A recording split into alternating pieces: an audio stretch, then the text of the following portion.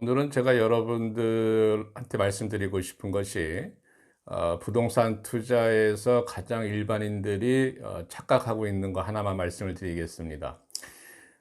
일반적으로 부동산 투자를 한다 그러면 대부분의 사람들이, 우리나라 대부분의 국민들은 아파트에 대한 그 투자 경험이 있습니다.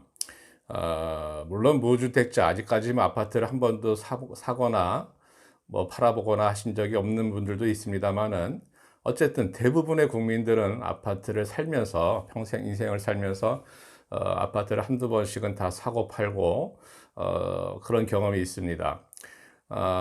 내가 없으면 우리 부모님이 있을 수도 있고요. 어쨌든 그런 관정 속에서 주거용 부동산, 아파트에 대해서는 그런 경험이 있고, 또 아파트로 돈을 번 사람들을 봤어요. 많이 보고 있습니다. 아파트를 가지고 시세 차익을 남겨서 자산을 일군 사람들을 우리 주변에서 많이 봅니다. 아, 우리는 이 아파트를 뭐라고 얘기하냐면 주거용 부동산이라고 얘기합니다. 이 부동산은 크게 두 가지로 나누는데, 주거용 부동산과 비주거용 부동산 이렇게 나눕니다. 근데 이 우리가 비주거용 부동산이라고 얘기하는 것을 뭐 일반적으로 수익형 부동산, 뭐 상업용 부동산 이렇게 이해를 많이 하죠. 만약에 이렇게 분류를 해버리면은 아파트도 수익형 부동산이 될 수 있습니다. 왜냐하면은 아파트도 요새는 이제 임대료를 받는 그 월세가 전환이 되면서 상가나 오피스텔처럼 임대료를 받기 때문에 아파트를 수익형 부동산으로 해석할 수도 있습니다. 그래서 부동산을 나눌 때는 수익형 부동산이라고 얘기하는 게 아니고 주거용 부동산과 비주거용 부동산 이렇게 나눕니다. 비주거용 부동산에서는 우리가 제일 많이 아는 것이 상가, 오피스텔 뭐 이런 것들이 되겠죠. 빌딩도 마찬가지일 거고 뭐 그런 것들이 다 들어갑니다. 호텔, 학교 이런 거 다 비주거용 부동산입니다. 여러분들이 부동산 투자를 한다 그러면 이 아파트 투자와, 그죠? 주거용 부동산의 아파트 투자와 비주거용 부동산인 상가나 오피스텔, 빌딩 이런 거 투자할 때하고 투자 방법이 같을까 했을 때 저는 다르다고 봅니다. 완전히 다릅니다. 우리가 부동산이라고 하는 것이 제가 이제 농담으로 얘기를 합니다만은 우리 등산할 때 그 뭐 한라산이나 뭐 북한산이나 이런 산이 있지 않습니까?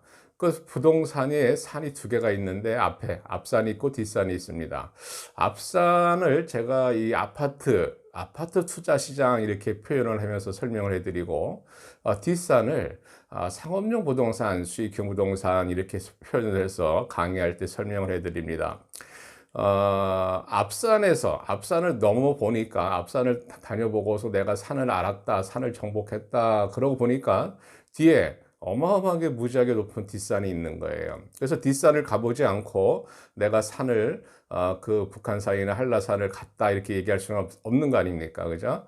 그 뒷산에 더 높은 정상이 있는 겁니다. 그래서 이 앞산에서 놀던 논리를 가지고 수익형 부동산을 접근을 하면은 대부분 사람들이 실패합니다. 일단은 왜 그런가를 말씀을 드리면, 이 주거용 부동산은 정보가 굉장히 오픈되어 있습니다. 지금 여러분들 살고 있는 아파트가 있다 그러면 여러분들이 살고 있는 아파트 가격이 얼마인지 아시잖아요. 또 여러분들이 이사 가려고 한다, 내가 어디 쪽에 이사를 간다 하면은 인터넷 뒤져보면 다 정보가 있습니다. KB 부동산이나 네이버나 이런 데 찾아보면은 아파트 가격 다 알아요. 또 그것이 급매물이 나온 게 현재 얼마인지도 다 알 수가 있습니다. 파악이 돼야.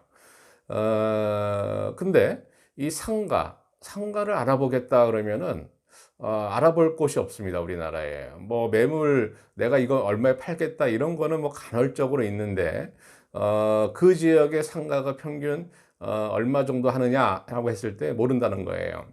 여러분들 예를 들어서 어디를 얘기할까요? 예를 들어서 해화동을 얘기했을 때 해화동에 상가가 있다. 혹은 뉴타운이나 뭐 은평 뉴타운에 거기 상가들이 쭉 있는데 그 상가들이 얼마냐 이거예요. 그 모른다는 거죠. 옆에 붙어 있어도 나란히 1층에 이제 나란히 붙어 있는 건데도 상가 가격이 다 다를 수가 있어요. 그것이 이제 그 상업용 부동산의 특징입니다. 그래서 인제 그 상가를 볼 때에 우리가 인제 일반적으로 저는 이제 이렇게 얘기를 합니다. 이게 상가가 수익형 부동산이니까 부동산을 빼라. 수익형을 냅두고 부동산을 빼면은 수익형 상품이 되는 겁니다. 근데 그러니까 수익형 상품이 되니까 제일 먼저 검토할 때 수익률을 검토를 해야 돼요. 근데 우리 일반인들은 어떻게 하냐면은 수익형 부동산인데 수익형을 빼버리고 부동산만 남는 거예요.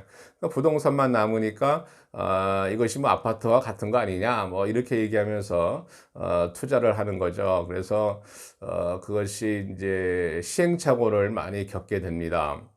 그러니까 수익형 부동산에서 부동산을 빼버리고 수익형만 남으니까 첫 번째 하는 것이 수익률 분석이에요. 근데 우리가 수익률 분석한다 그러면은 뭐 단순하게 생각하지만 사실은 수익률 분석이 생각보다 어렵습니다. 단순하게 뭐 들어오는 인컴에 나누기 내 투자금 이렇게 계산하면 단순한데 거기에는 숨어 있는 다양한 그 부동산 시장만의 있는 그 다양한 뭐 제가 얘기할 때 이제 작업이라고 얘기하는데 우리 뭐 흔히들 업계에서 쓰는 얘기입니다. 다양한 그 작업, 그죠? 기술들이 들어옵니다. 그래서 일반인들이 현혹을 시키죠. 쉽게 얘기하면 바가지 쓰게 만드는 그런 경우가 있습니다. 그래서 그런 것들을 굉장히 조심을 해야 되죠. 어, 주거용 부동산과 수익형 부동산 뭐 하여튼 저는 완전히 다르다고 생각하고 제가 이때까지 뭐 상담하고 뭐 이렇게 컨설팅 해본 결과 그런 뭐 이야기를 들어보면은 또 현장을 제가 다녀보면은 뭐 그것은 맞는 것 같습니다. 그래서 우리 부동산 투자를 하시겠다. 이제 내가 이제 아파트 주거용 부동산은 장만했으니까 뭐 내가 이제 월세 임대료를 받아보면서 한번 살아보겠다. 이렇게 얘기했을 때에 조금 공부를 많이 하실 필요가 있어요. 부동산만 수익형 부동산인데 부동산만 남아버리면 그죠? 수익형을 지워버리고 부동산만 남아버리면 이렇게 되는 거예요. 거기 뭐 역세권이니까 투자하겠다 이런 논리가 나오는 거예요. 어, 거기가 뭐 중심 상업지니까 상권이 좋으니까 투자하겠다 이런 논리가 나오는 것이 이제 그냥 그 아파트를 보듯이 하는 거죠. 그렇게 하면 실패한다는 겁니다. 그냥 상가를 하나 장만한 거 가지고 내가 상가 하나 가지고 있다 해서 굉장히 그 자기 만족감에 빠지지만 사실은 손해를 계속 보게 되고 나중에는 큰 낭패를 보죠. 잘못하면 뭐 물건을 뺏길 수도 있고 경매로 갈 수도 있고 그렇기 때문에 그렇습니다. 그래서 어쨌든 여러분들이 기억해 둬야 될 것은 수익형 부동산과 주거용 부동산은 투자하는 것이 완전히 다르다. 방법이 다르다. 이 점을 꼭 기억해 두시기 바라겠습니다. 자, 감사합니다. 오늘 여기까지 하겠습니다.